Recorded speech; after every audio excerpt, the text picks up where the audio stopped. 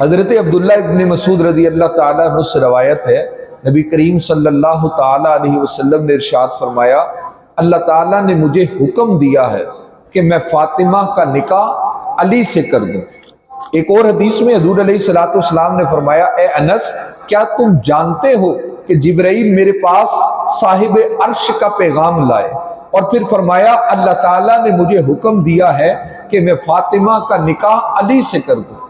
سوچنے کی بات ہے بزرگوں اور دوستو، توجہ کیجئے کہ حضرت نبی علیہ السلام کو حکم کون دے رہا ہے؟ خود خالق کائنات۔ اور کس کے نکاح کا؟ سیدہ کے نکاح کا۔ اس کا مطلب یہ ہے سیدہ وہ خاتون ہیں جن کے نکاح میں بھی رب کی مرضی شامل ہے۔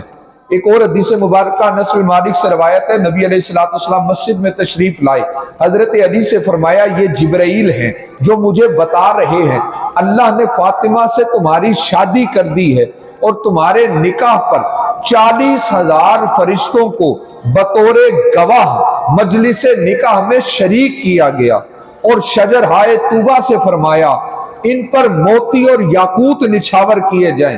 پھر دلکش آنکھوں والی حوریں ان موتیوں اور یاقوت سے بڑے تھال بھرنے لگی، جنہیں تقریب نکاح میں شرکت والے فرشتوں پر قیامت تک ایک دوسرے کو تحفے دیتے رہیں گی۔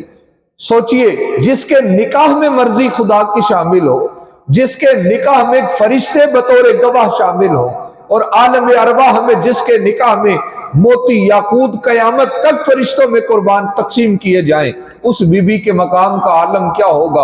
ادھر کی سنت ادھر ادا ہوئی، اور دنیا میں میرے آقا علیہ السلام نے حضرت سیدہ کے لیے جس کو چنا وہ حضرت مولا کائنات علی المرتضی شیر خدا رضی اللہ تعالیٰ عنہ تھے۔